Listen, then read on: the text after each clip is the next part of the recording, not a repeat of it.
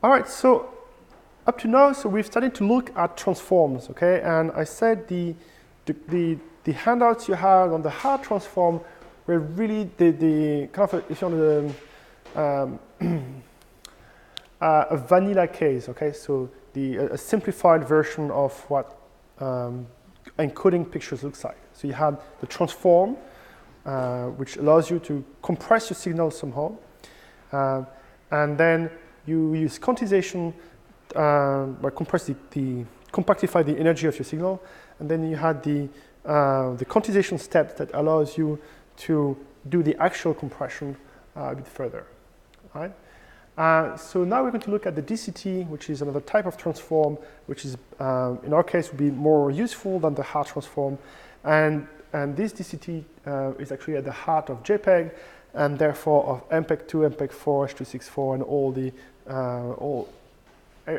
virtually almost all compression formats are there. Right, so just a brief word on that. So JPEG is quite old by now. So we started in the early 80s.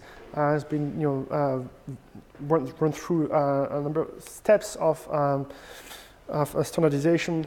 And so what we'll be looking here is just at the baseline version of JPEG, but which is still relevant for, you have most of the elements relevant for actually writing your own JPEG decoder. All right? And as I said, the first step, the underlying transform for JPEG is the DCT. So we're the 2-point hard transform, okay? The 2-point hard transform, if you just look at the 1D case, so I won't do the 2D case, I'll just look at the, you have a 1D signal. Basically what it did is looked at pairs of points, okay? And do I have the equation here? No. It looked at pairs of points and would transform this pair of points into a new pair of points. Yes? Is the hard transform, so you have the y factor and the x factor, is one of those the image itself? So, all right. So you have to come back to the handouts for that, right? But basically, we first define the hard transform as being on pairs of pixels. Okay, we say in 1D it's just a pair of pixels, and you had something like let's do that.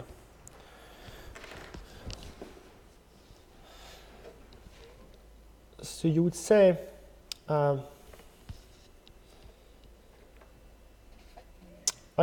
given 2 points,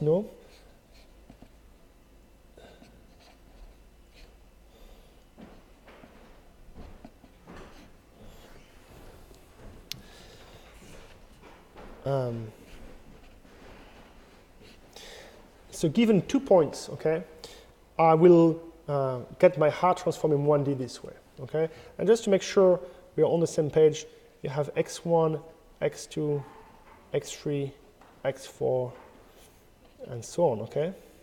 And say you finish by 2n minus 1 and 2n, okay? And then what you do is you take these two guys together and you transform that into y1, y2. And then you take these two guys together and you compress into y3, y4, and so on.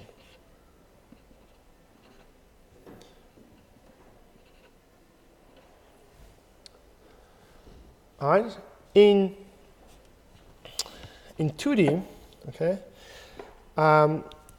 you do you can do something a bit different, okay?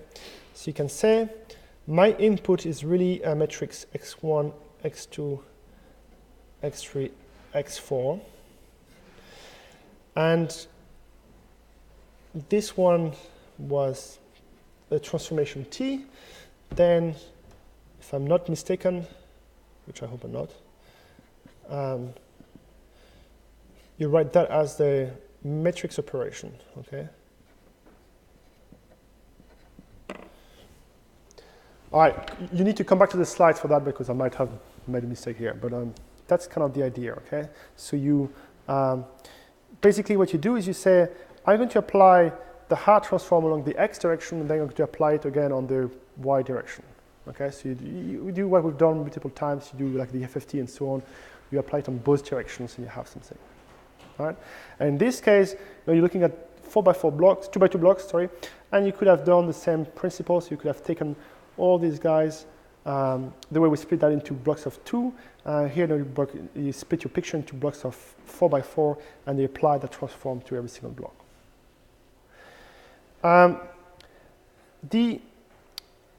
A small note here, okay, coming back on that.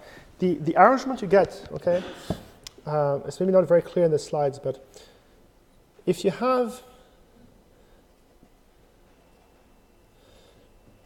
a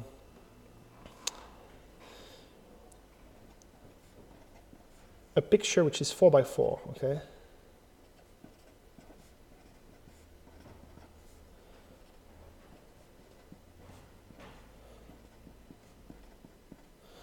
and so on, okay?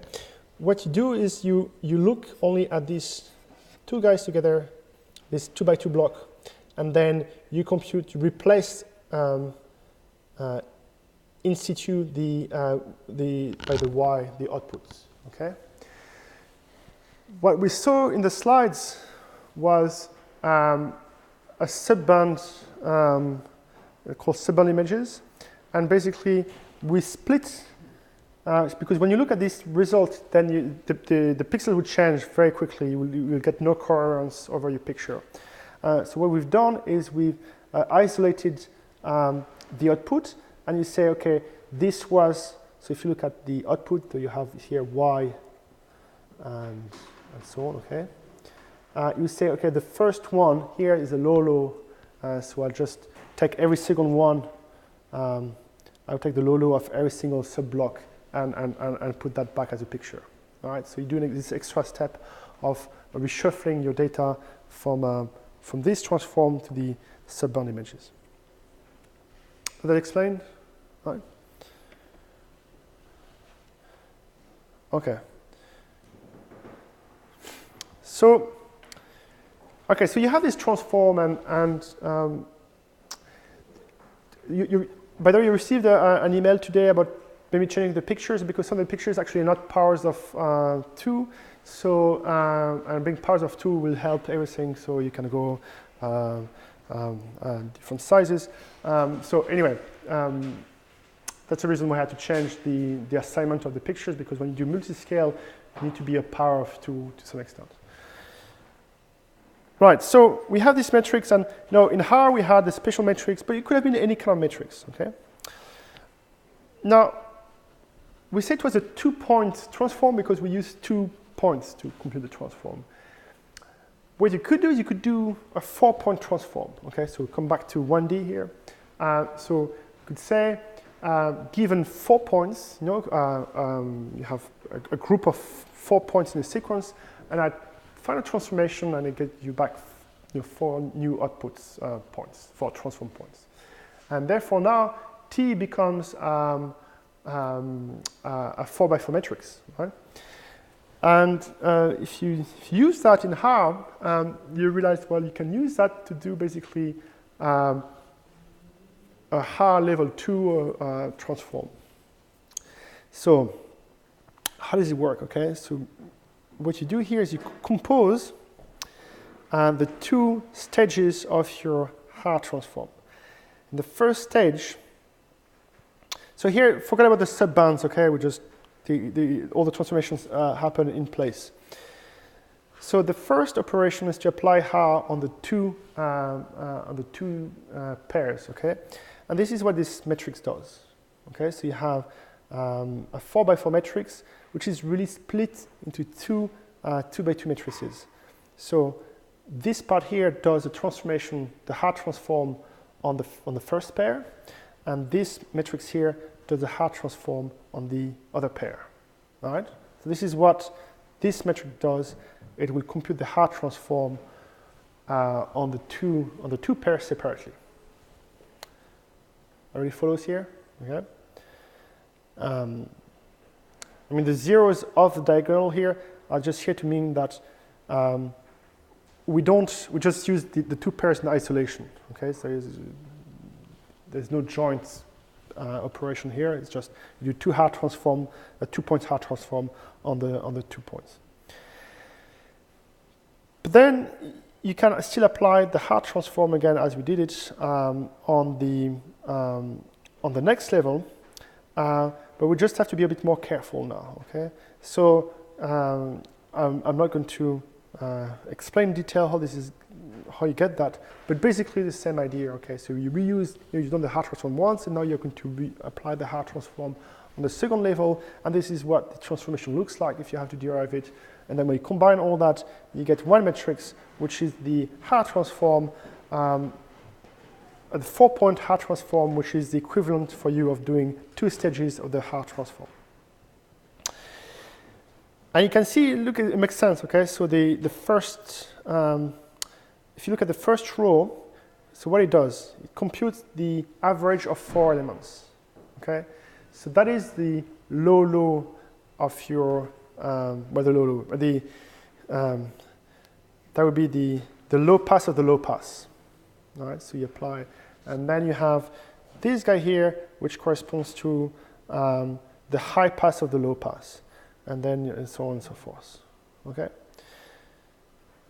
All right, so just to make a point, okay, so multi-level hard transform could be re-expressed actually as the at least as an endpoint transform directly. Okay, we could just come up with this matrix that does exactly your 2-level hard transform, your 3-level hard transform, and so on. Okay, so if you go 2-level, you have a 4x4 matrix. If you are 3-level, you have an 8x8 matrix. 4-level, 16x16 matrix, and so on. Does it make sense? All right, so all the operations we've done are compatible with just linear algebra. And the question would be, okay, so we use the hard transform, and when it's written like that, really feels like, well, it could be any matrix T. Okay, so I mean, the hard transform, it's all nice and simple to compute, but is that the best matrix we could find? And the answer is no. And to the question, what would be the best transform to do? The answer is, in terms of energy compaction, I will come back to that. The best one you can find is this Calhoun-Love transform, or the KLT. All right? And basically what it says is here you have to look at the covariance matrix of your endpoints and compute the eigenvectors of that. Right. This looks a bit strange what we're talking about here. So I'll try to explain that somehow. So let's see what we have done in, so I'm looking at the 1D case, so I'm looking at the 2 points, sorry, that's too far.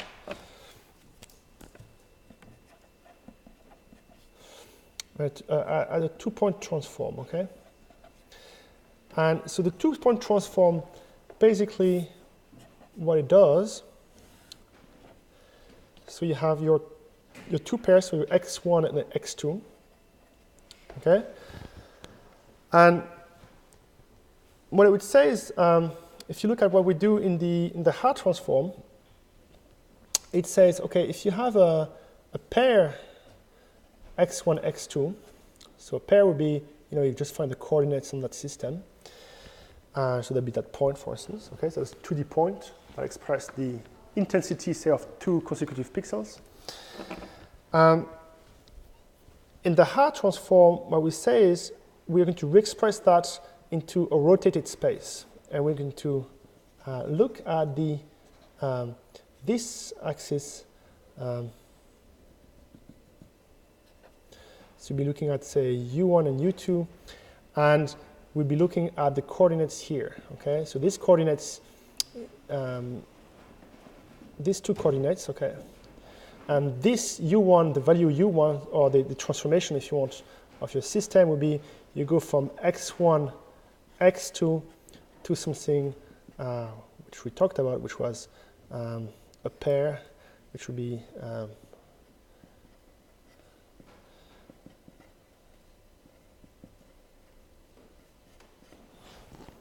right? So these are the new coordinates in the in that space, all right? Does it make sense? All right, so what we've done, I mean, it's matrix multiplication, and matrix multiplication really at the heart of it is just a change of coordinate system. So we went from a pair x1, x2, and now we have this new coordinate system, u1, u2. And the question is why that's useful to do that, okay? Well, this is what happens, okay? So I'm going to,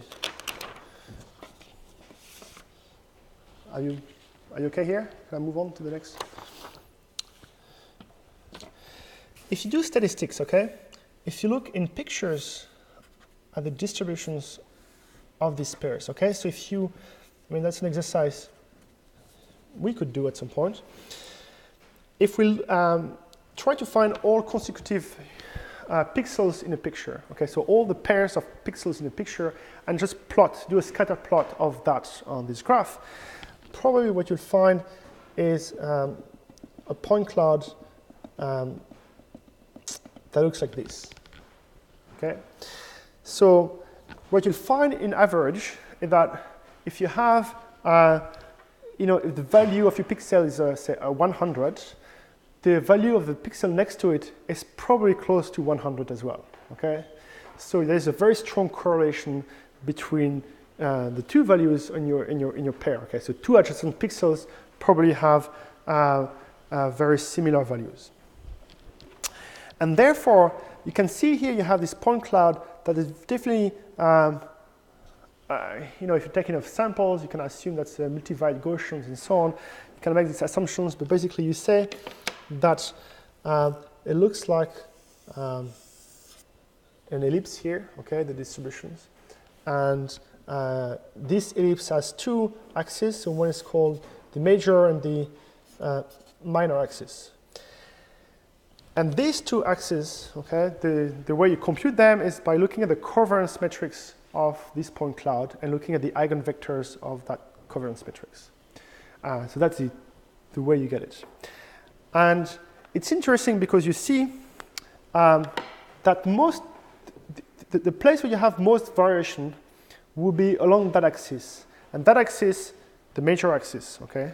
So that's where you have most of the biggest spread of variation. But on the minor axis, that's where you have the least amount of variation.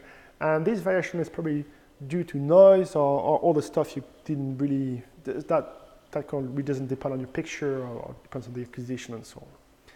So it makes sense to say that if you really want to encode a picture, okay, or at least a pair of pixels in this case, this axis is the most meaningful one. This one is just noise. Okay, so if you had to quantize, you want to say, probably doesn't make a big difference in your picture if all these guys are set to 0 and just compacted along this direction. Okay, so it's kind of a way of reorganizing, you transform this pair into a new coordinate system where you rank the dimensions. The first dimension is the one that's the most important one, and the last one is probably not that important. Okay, and that's what we mean by compaction of the energy, because what's happening here is that the energy is stronger along that first axis and less along this small axis. For images, okay, so if you look at pixel pairs, this corresponds to the Haar transform, actually. Okay, so if you look at a two-point transform, this is actually very close to the perfect transform, because indeed the best assumption you can have is like given a pair of pixels, you say, well, they probably both the same value. Okay, and therefore this axis is the axis of the that leads to the transformation of the Haar transform. Does it make sense, or did I lose you? Okay. So anyway, so this idea of the KLT transform, it kind of gives you an optimal transform, at least in, depending on how you define optimality. But it's definitely a good transform. And so if we want to go further than 2 points, if we go to 4 or 8 points transform, probably we need to consider that. Of course, the issue you have is that we actually don't use it in real life and start using compression. And that is because of thousands of reasons. One is the computational aspect of it. Okay, it turns out that we have faster ways of doing the transform, so the KLT wouldn't be the fastest way. And as well, we need to have an agreement between all the decoders and encoders, and to say that this is a transform we use. Okay, so you might end up using a transform, and then a different decoder might just have slightly different understanding of what these metrics should be, and so on. And so there be a standardization issue right there. Okay, so in practice, actually, even so, this would be the optimal. We don't have that. What we have instead is the DCT. So the direct cosine transform, it's a type of transform similar to R and similar to KLT. And the advantage of the DCT is that it's very close to the KLT. Okay, so in fact, in practice, there's not much difference between the performance of the KLT and the DCT, and it has plenty of very nice properties, and such as actually it's very fast. Okay, so this is why we use a DCT, because it's a bit more versatile, it has nicer computational properties, and so on and so on. All right, so let's look at what it looks like. This is the formal definition of it. So you just have cosines, but let's look at how we define it. Okay, so we're looking here at the 8-point transform. So 8-point means we have a 1D signal, and we have 8 values, and we want to transform these 8 values into a new set of 8 values. And what you're looking at here is each of the coefficients you apply, you have, or each of the rows of your transform.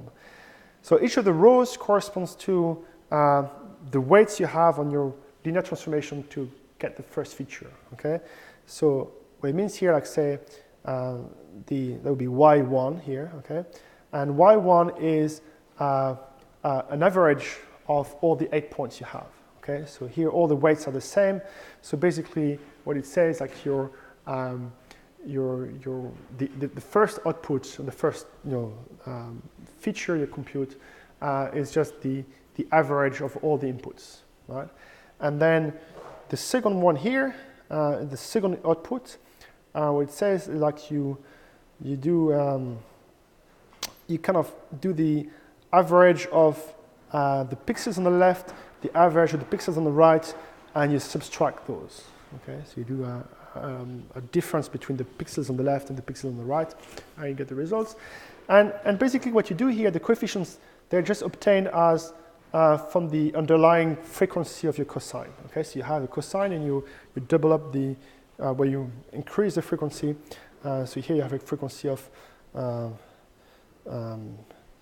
so that would be pi over so it would be 2 pi, and then after you increase the frequency as you go along. Okay, so the last output will be your very high frequency, the highest frequency band you can get.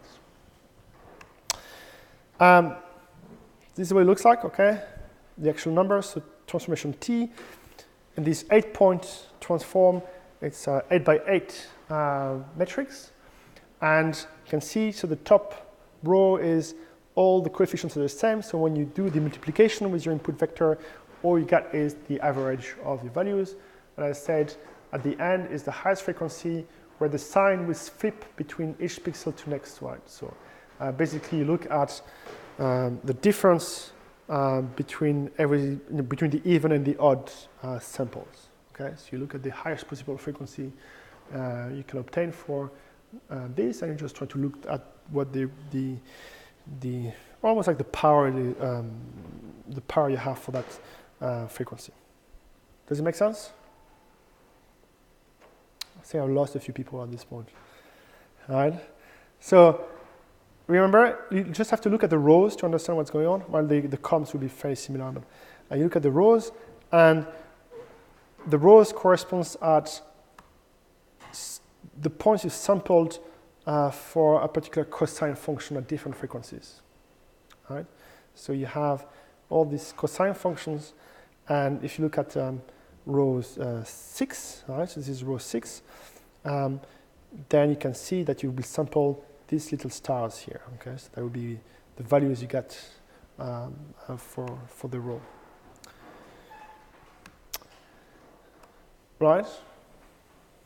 Okay. So obviously, this is very much related to the Fourier transform. Okay, so we're talking about sines and cosines. This Fourier transform.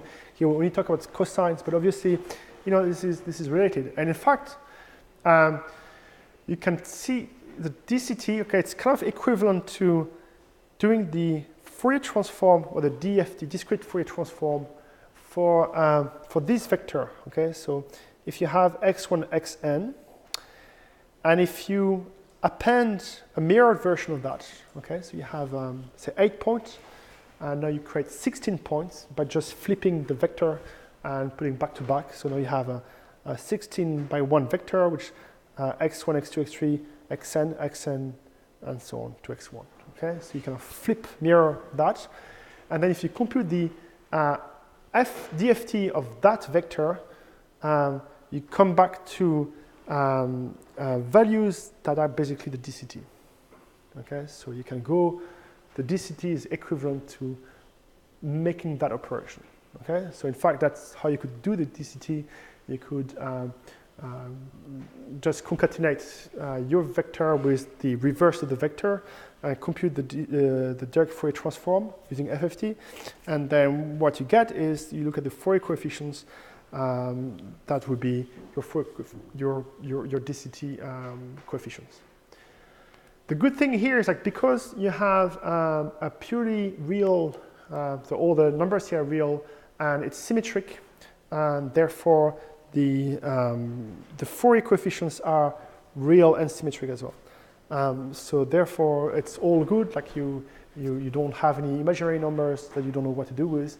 Here, everything is fine. Everything is real. All right.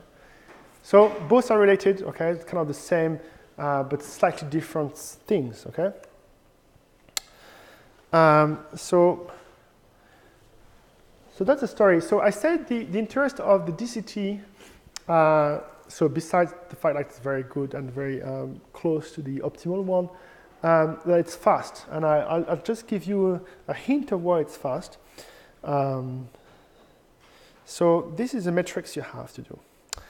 And so the matrix looks a bit nasty, but basically what you need to think is that you have 64 multiplication. Okay, so you have 8 numbers, 8 multiplications to do in a row. Okay, because you have to multiply this vector by this vector, and you have to do that 8 times. So you have roughly, you have 64 multiplications and a number of additions you need to do. Okay, so the complexity, if you want, of your DCT, if you apply just as a matrix transformation like this, goes as the square of the number of points you have in your transform.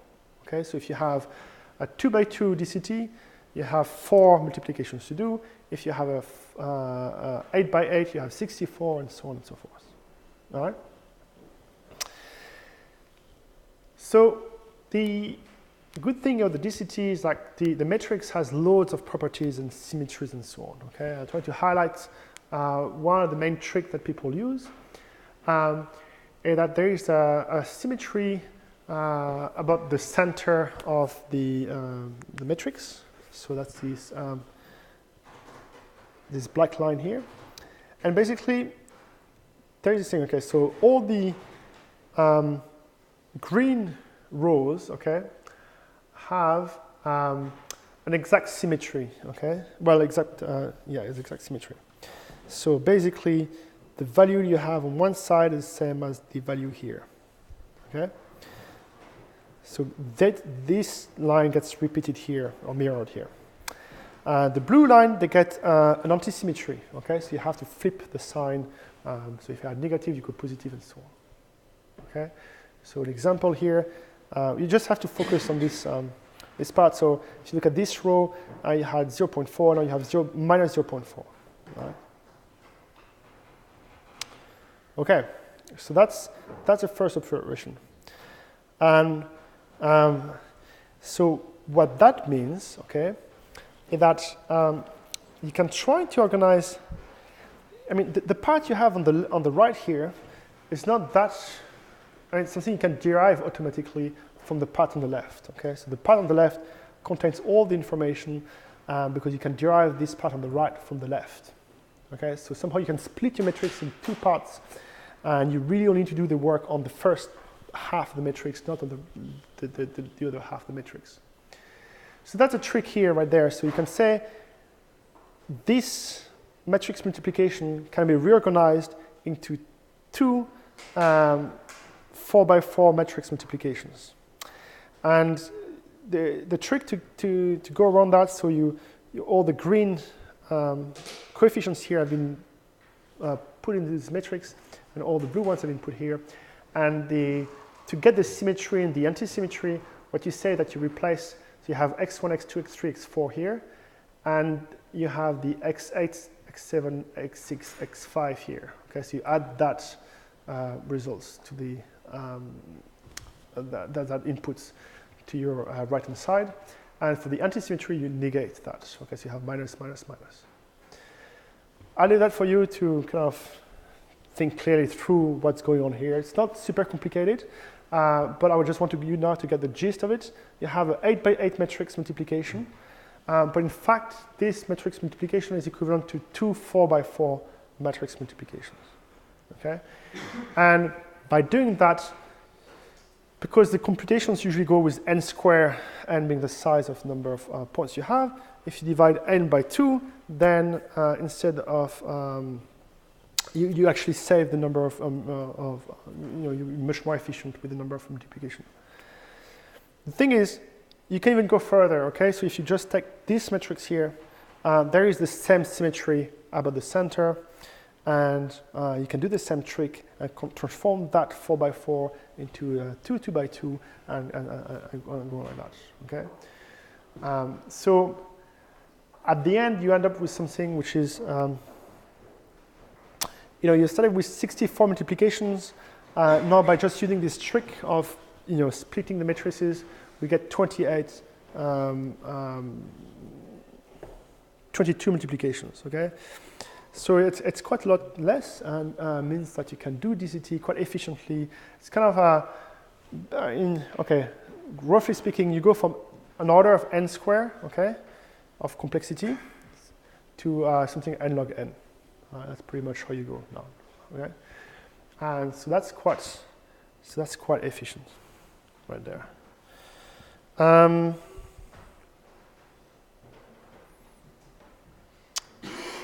Right, so the last point before finishing, I wanted to say, okay, so we looked at the Fourier transform, and we said the Fourier transform, we kind of use it as some places to show some kind of analysis on what's going on in the picture. And we say, right, if you look at the Fourier transform, you can assess or do some analysis on the pictures. The DCT is not very good, and the DCT is just really used in compression, and not so much in the rest. Okay, so the first point is that the DCT is not very good for analysis because the convolution, you don't get multiplication. Okay, so when you transform into DCT, the convolution doesn't get. If you convolve your picture and you compute the DCT, well, the output DCT is not just the multiplication of the DCT of your impulse response and the original image. So the nice property we had about the Fourier transform, which convolution becomes multiplication, we don't have that with the DCT. Okay, so all these kind of mathematical properties we have with the FFT, where the Fourier transform disappear here, there's not much you can do in the DCT. Okay, so once you're in the DCT world, that's the end of it.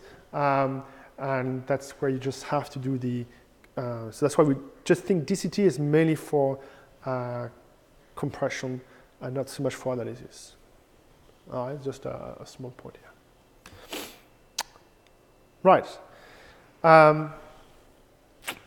The 8-point DCT is the one you use in JPEG, okay? Sometimes you use 16 points, sometimes 32, but you start to have quite a lot of artifacts, something we're going to see later on. But basically, yeah, that's really the backbone of all the algorithms you'll see, and of course to get a very fast implementation of DCT is a big deal, and the trick I gave you about the matrix multiplication, they have further tricks, and it's all put in hardware, and it's all very fast. All right, so DCT in 2D, same trick that we've seen with the HAR. You do this, look at these matrices and so on. This is what it looks like, okay? So if you look at the DCT in 2D, you have a whole bunch of coefficients, like you had numbers, okay? So you had the matrix, each row of the matrix. If you reorganize the rows of the matrix as actually their weights, okay? If you try to visualize what these weights do, this is what you have, okay?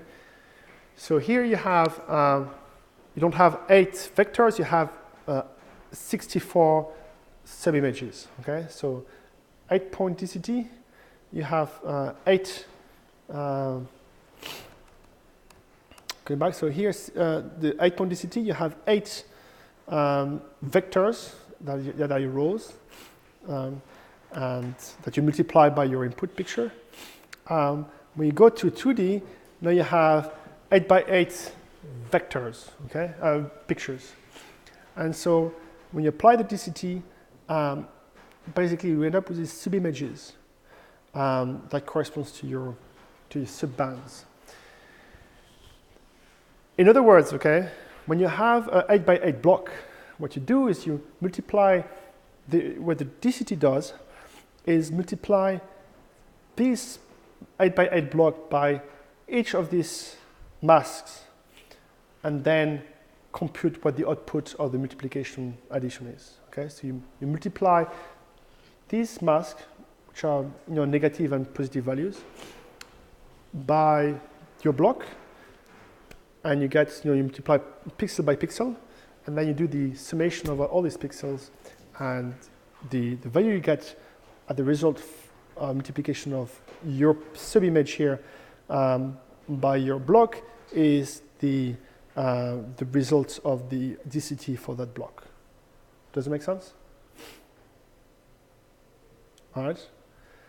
So this is what's going on here. You can see this is a DC coefficient, okay? This is the average of the block. So you multiply every single of your pixels in your block by a constant number, and you get the average of the block. Here you swap between the odd and even pixels in both x and y direction, and what you get is the highest frequency component for that.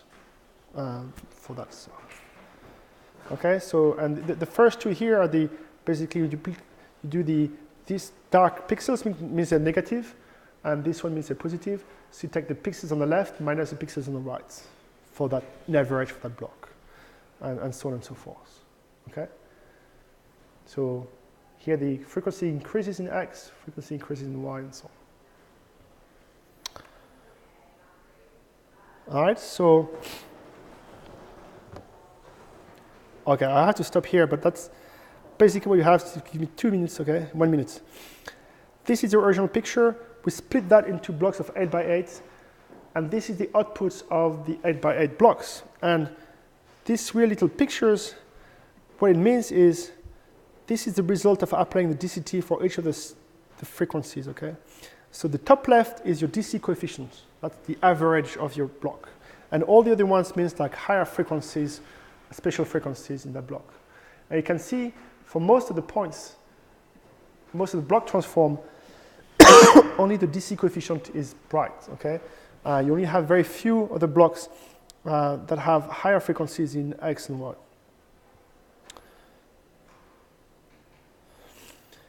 If you rearrange all the blocks the way we've done with HAR into subbands, so it means we put all the DC coefficients into one sub-image and so on, this is what you get, okay? And so now you have 64 sub-images that corresponds to each of your type of filters you have. And if you look at this 2 by 2 here, the lowest one, you get a bit like in HAR, okay? So you get the low-res version, okay? So you have a very low pass filter, you averaged 8 by 8 block.